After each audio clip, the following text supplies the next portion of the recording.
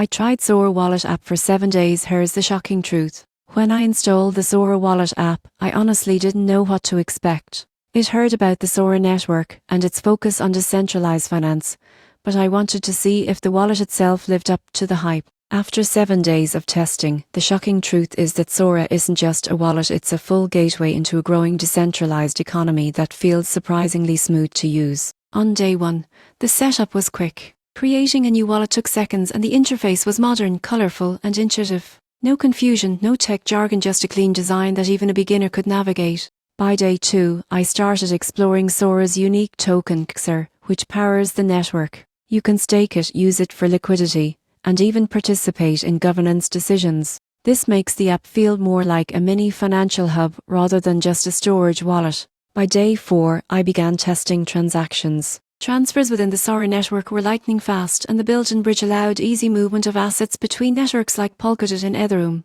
Most people get this wrong. They think cross-chain transfers are complicated, but Sora makes it nearly effortless. By day 6, I explored the built-in decentralized exchange. You can swap tokens instantly, all while maintaining custody of your funds. No CNAPs, no kick, no centralized middleman. It's pure DeFi simplicity. By the 7th day, the shocking truth became clear. The Sora wallet isn't just a crypto wallet, it's a complete financial ecosystem that gives users control over their assets and their voice in how the network evolves. If you're curious about decentralized finance but intimidated by complex apps, Sora wallet might be the perfect starting point. It's sleek, fast, and built for the future of borderless finance. The real surprise? It feels effortless, and that's rare in crypto.